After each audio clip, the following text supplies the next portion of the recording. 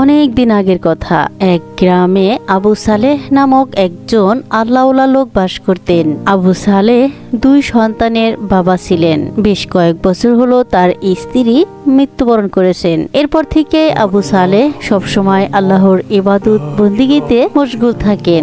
একদিন আবু সালেহ তার দুই সন্তান ও পুত্রবধূদের ডাকলেন। আব্বাজান, আপনি আমাদের সবাইকে একসাথে জরুরিভাবে ডেকেছেন কেন? আপনার শরীরটা কি খুব খারাপ? হ্যাঁ আব্বাজান, নাকি আমাদের কোনো ব্যবহারে আপনার খারাপ লেগেছে? দয়া করে বলুন আব্বাজান। না বৌমা, তোমরা এত অস্থির হয়েও না। আমি আল্লাহর অশেষ রহমতে খুব ভালো আছি, সুস্থ আছি। আবু বকর, আবু তাহের ও আমার বৌমারা, আজ আমি তোমাদের সাথে একটি জরুরি কথা বলার জন্যই এখানে ডেকেছি।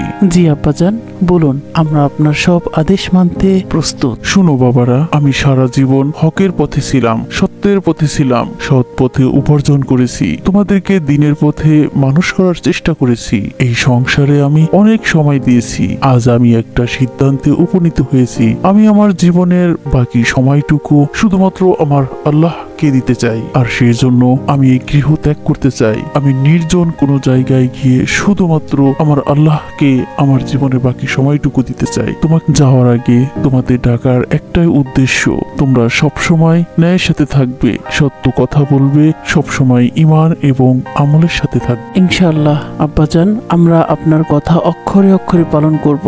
যদিও আপনি গৃহ ত্যাগ করতে চাচ্ছেন, এতে আমাদের খুব খারাপ লাগবে, কিন্তু আপনি আল্লাহর পথে যাচ্ছেন, তাই আমাদের আর বলার কিছু নেই। আপনি শুধু আমাদের জন্য দোয়া করবেন, আমরা যেন আপনার নির্দেশিত পথে ঈমান এবং আমল নিয়ে থাকতে পারি। এভাবে আবু সালেহ তার পরিবারের সদস্যদের কাছ থেকে বিদায় নিয়ে চলে যান আল্লাহর রাস্তায়। তিনি এক ধ্যানে এক চিতে আল্লাহর জিকির করতে করতে অনেক দূর চলে যান। যেতে যেতে তিনি একটি পাহাড়ের ধারে পুরনো এক গুহায় থাকার জন্য আশ্রয় নেন।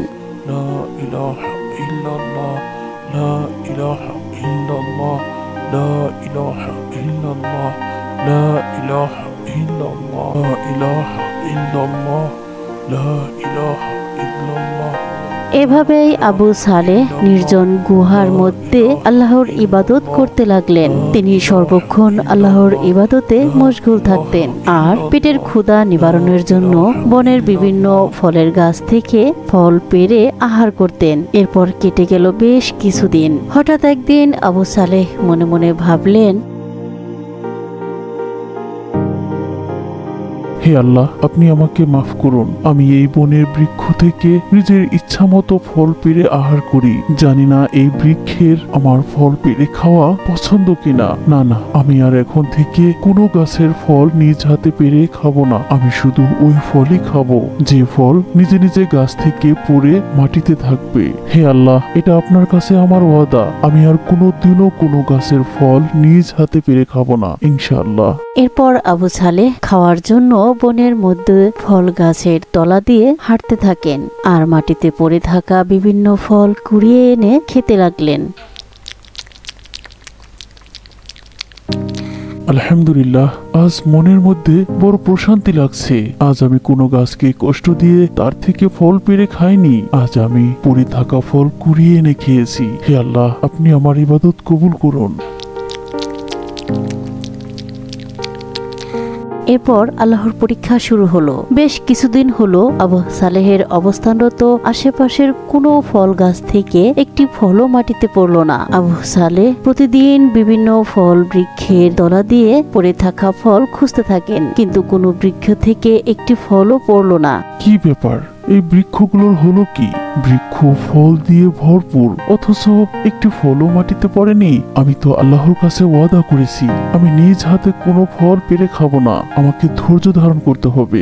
আল্লাহ পাক নিশ্চয়ই আমার পরীক্ষা নিচ্ছেন। আমি বরং এখন গুহায় ফিরে যাই, হয়তো আগামীকাল কোনো ফল পড়তে পারে। এই বলে আবু সালেহ তার গুহায় ফিরে আসেন আর আল্লাহর ইবাদতে বসে পড়েন। পরের দিন আবু সালেহ পুনরায় সেই বৃক্ষগুলোর তলায় চলে গেলেন। তিনি ঘুরে ঘুরে অনেকগুলো বৃক্ষের তলায় গেলেন, কিন্তু কোনো বৃক্ষ থেকে একটি ফলও পড়েনি। তিনি পুনরায় তার গুহায় ফিরে আসলেন আর আল্লাহর ইবাদতে বসে পড়লেন। এভাবে 5 দিন কেটে গেল। এদিকে তিনি ক্ষুধায় বড় অস্থির হয়ে পড়লেন। মনে হচ্ছে এই বৃক্ষ থেকে কোনো ফল আর পড়বে না। এদিকে ক্ষুধার যন্ত্রণায় আমি যে আল্লাহর ইবাদতে মশগুল হতে পারছি না। না না, আমাকে বনের মধ্যে যেতে হবে। নিশ্চয় সেখানে কোনো না কোনো গাছের ফল পড়ে থাকবে। এই বলে আবু সালেহ ফল কুড়ানোর উদ্দেশ্যে বনের মধ্য দিয়ে হাঁটতেছিলেন, কিন্তু তিনি কোনো গাছের নিচে একটিও ফল পড়ে থাকতে দেখলেন না। তিনি ক্ষুধায় খুব ক্লান্ত হয়ে পড়লেন। যেতে যেতে হঠাৎ তিনি একটি পেয়ারা গাছের নিচে এসে দাঁড়ালেন। সেই পেয়ারা গাছটিতে অনেক পাকা পাকা পেয়ারা ধরেছিল। আবু সালেহ সেই গাছটির নিচে দাঁড়ালেন আর অপলক দৃষ্টিতে পেয়ারার দিকে তাকিয়ে থাকলেন। এদিকে অনেক জোরে বাতাসও বইতে লাগলো। পেয়ারাগুলো বাতাসে দুলছিল। আবু সালেহ মনে মনে আলহামদুলিল্লাহ, ভাবলেন, গাছটিতে অনেক পাকা পাকা পেয়ারা রয়েছে, অনেক জোরে বাতাসও বইছে। নিশ্চয়ই এখন গাছ থেকে পেয়ারা মাটিতে পড়বে। আমার বড্ড ক্ষুধা লেগেছে, কিন্তু আমাকে অপেক্ষা করতে হবে, আমাকে ধৈর্য ধারণ করতে হবে যতক্ষণ না পেয়ারা নিজে থেকে মাটিতে না পড়ে। এরপর বেশ কিছুক্ষণ জোরু হাওয়া বইতে লাগলো, কিন্তু একটি পেয়ারাও মাটিতে পড়লো না। এদিকে আবু সালেহ অপলক দৃষ্টিতে পেয়ারার দিকে তাকিয়ে আছে। কিছুক্ষণ পর বাতাস থেমে গেল, কিন্তু একটি পেয়ারাও গাছ থেকে পড়লো না।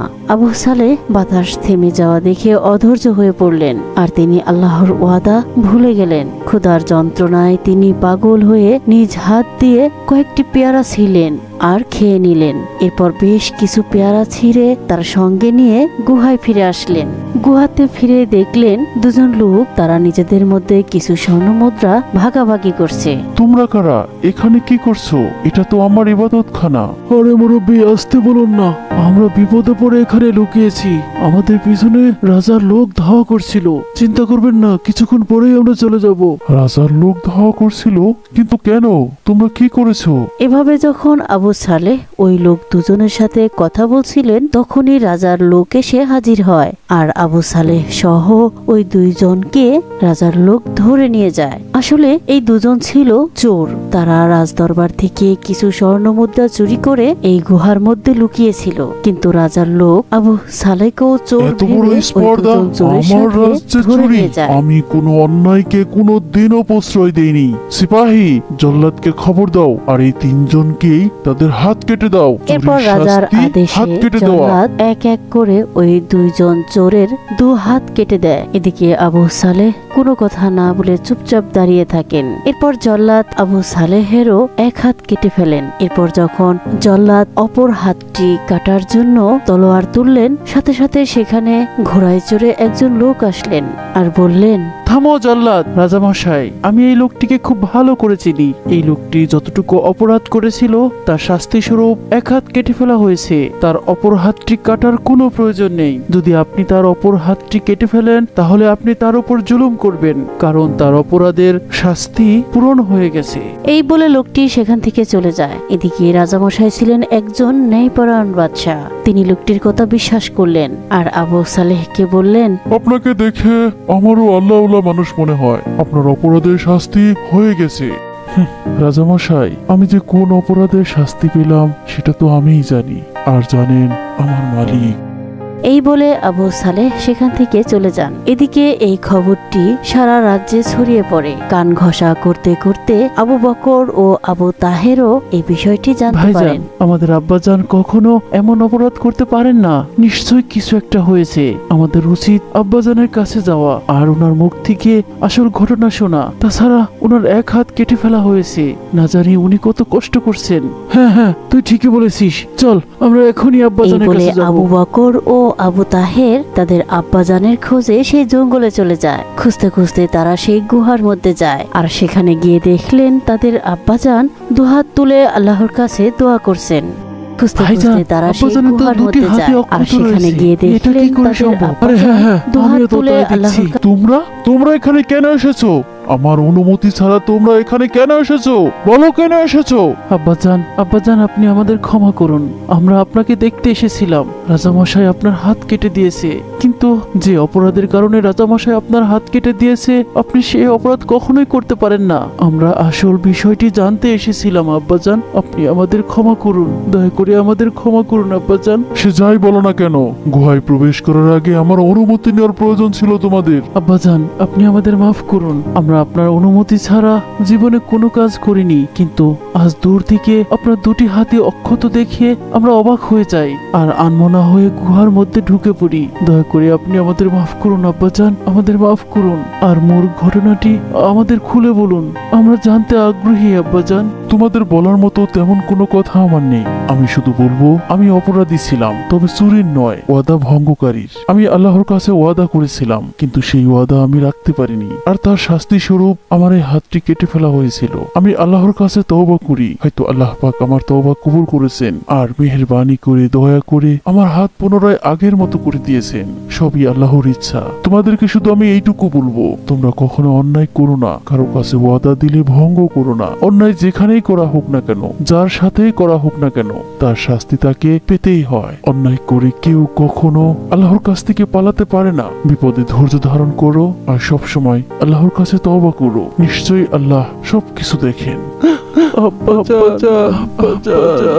না, আর কোনো কথা নয়, তোমরা ফিরে যাও। আমাকে আমার মতো থাকতে দাও। আমাকে সম্পূর্ণরূপে আমার আল্লাহর কাছে সঁপে দিতে দাও। ফিরে যাও তোমরা, এটা আমার আদেশ। সম্মানিত দর্শকবৃন্দু, গল্পটি ভালো লাগলে অবশ্যই একটি লাইক করুন আর আপনাদের মতামত কমেন্টে জানান। আসলে দুনিয়াতে আমরা সকলেই একে অন্যের ভাই বোন। আল্লাহর একটি বাণী হলো একে অন্যের কাছে পৌঁছে দাও। যে কোনো প্রক্রিয়ায় হোক না কেন, উদ্দেশ্য তো একটাই, আল্লাহর দ্বীন প্রচার। আল্লাহ পাক আমাদের সকলকে সঠিক পথে